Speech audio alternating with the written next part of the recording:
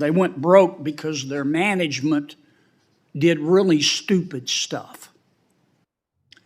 And because the FDIC and the regulators who were in charge of keeping them from doing stupid stuff sat there like bumps on a log, sucking on their teeth, and watched them do stupid stuff. And in many cases, had to turn to you to clean up the mess. Now, in fairness to the FDIC, it may have been that the people in charge of watching those banks at the FDIC were too busy urinating off the top of a hotel or abusing young women who went to work for the FDIC. Welcome back to Capital Insights. Today, we're diving into a hilarious and eye-opening moment from the U.S. Senate, and trust me, you don't want to miss this. Senator John Kennedy is at it again, dropping truth bombs and delivering some of the funniest and sharpest one-liners in politics. The FDIC chairman told us recently, yes, he knew about it, it happened, but he wasn't the chairman yet and didn't have the authority to stop it. Mr. Diamond, don't you find it ironic? The FDIC is now turning to you and saying, you know our track record, which is blemished at the FDIC. Your bank isn't broken, but we're going to tell you how to fix it. Do you find that ironic? They're going to tell you how to fix it based on standards put together by bureaucrats in Basel, Switzerland, not by the United States Congress. Mm-hmm. Do you find it ironic that they're telling you this and proposing this? Isn't that kind of like being given gun safety advice by Alec Baldwin? Mm-hmm. Should I answer the question?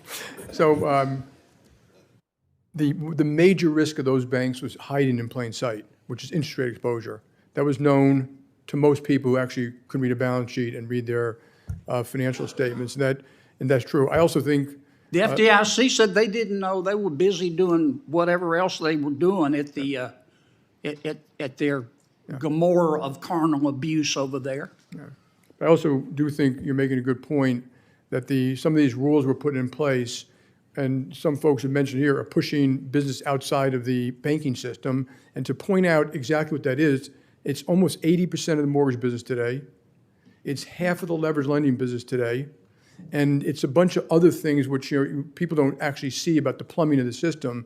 And I do think it's adding risks about transparency, and a very important thing about the impact. Let me stop you, Mr. Diamond, because I'm going to run out of time. How is this even legal under West Virginia v. EPA? You have bank regulators without clear direction from Congress who are borrowing standards from other regulators in Basel, Switzerland, imposing them on you without clear directive from Congress. It clearly falls under the major questions doctrine. Why doesn't this violate West Virginia versus EPA? You don't have to know a law book from an LL Bean catalog to see that. Why doesn't it violate the law? Anybody.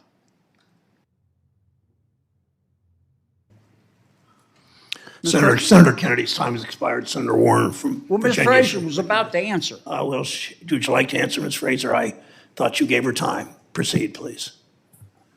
I think we very much appreciate your points of view, Senator, on this topic, and I think many of us would concur. While violations of law, we hope, are things that we will debate as a last resort, we would be prepared to do so because it's important that there's clarity in the law and that we abide by it. And then comes the zinger. He suggests FDIC regulators were too busy urinating off the top of hotels and abusing young women at work. Brutal. Now for the moment that broke the internet. Kennedy compares the FDIC's attempt to regulate larger banks to getting gun safety advice from Alec Baldwin. Ouch. The room cracks up, and even Jamie Dimon can't help but smirk. This is Kennedy at his best, blending humor with sharp criticism. And honestly, you can't help but laugh. If you enjoyed this video, hit that like button and drop a comment below. What do you think about Kennedy's remarks? Was he out of line or spot on? Don't forget to subscribe for more breakdowns of political drama, finance insights, and the moments that keep us all entertained. I'll catch you in the next one. Stay informed, stay entertained.